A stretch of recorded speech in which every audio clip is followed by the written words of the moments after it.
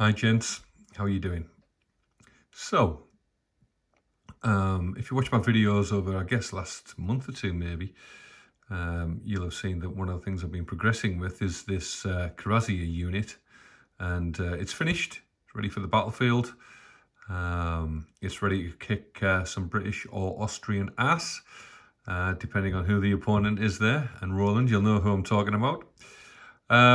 So I'm looking forward to deploying it, but before they get there, we're going to get over coronavirus, right? But also, I'm going to get these in a light box. So we'll take a close-up of them.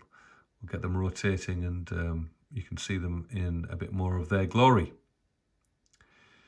So what shall I talk about? I guess it's what do I like about them? And then maybe one or two things about what I didn't quite get right or what I didn't quite like about them. So generally speaking, lovely figures. Perry's done a really good job moving on the horses, standard kind of horses. And the figures are fantastic. There's a combination of figures here from, I think, gallop to charge. I must try some of the standing figures at some point, but that's another challenge in the future. I am on at the moment with a unit of lancers, line lancers. So they're my next challenge. Looking at these though, let's take a look, shall we? Let's spend some quality time together. So here we have the command stand, and should we zoom in a little touch on him? Let's do that. Let's see if we can gently lower this thing down as well. There we go. So the command stand, let's lower again, was probably the nicest stand, as it usually is actually, to paint. And what you can see is there's quite a bit of gold on the officer. And it was a bit of a challenge. I'm not used to making gold shine to the extent I've had to do on this. But I used 3 layers. So I used a basic brass, I think, first of all, then an old gold. Then I think it was a MIG alloy gold on top of that. And then somewhere in there, there's some white flecks of paint to try and make it ping. I think Gavin Booth showed me that on one of his videos. It wasn't a personal thing. It was just I watched one of his videos on his Nassau, I think, and he was using that technique, so I've started to use it myself. And yeah, it's quite effective. It looks really nice, and I'm quite pleased with them. Excuse me, you can see on my hand there some rust which I've been using on a tank. So the Cuirassiers themselves, yeah, as a unit, I think they've come out quite nicely. And like I said, we'll take a closer look in a moment. But not much to complain about, really. Like I said, good figures, good movement.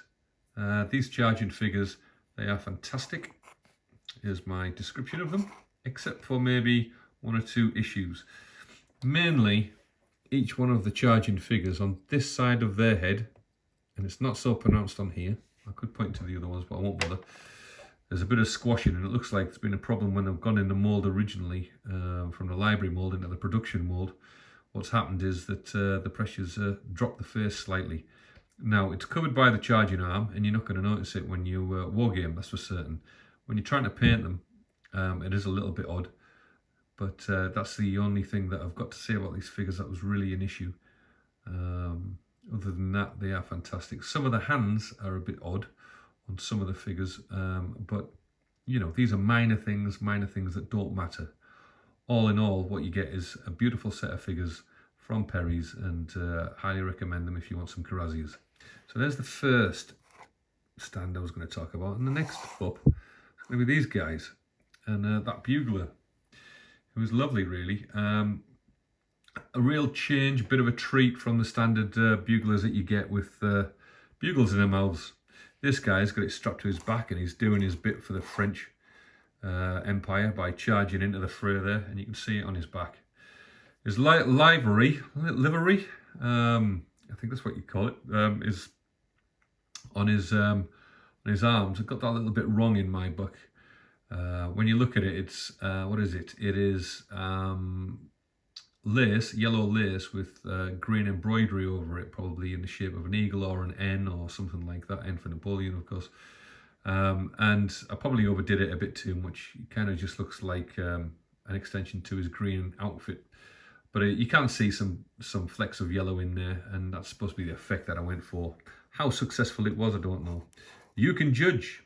The horse, done with my usual kind of method of using white grey, and then building up with very much watered down white, layering up as we go along to get a kind of blotched effect on the horse. And yeah, I've got rather good at it now from my perspective.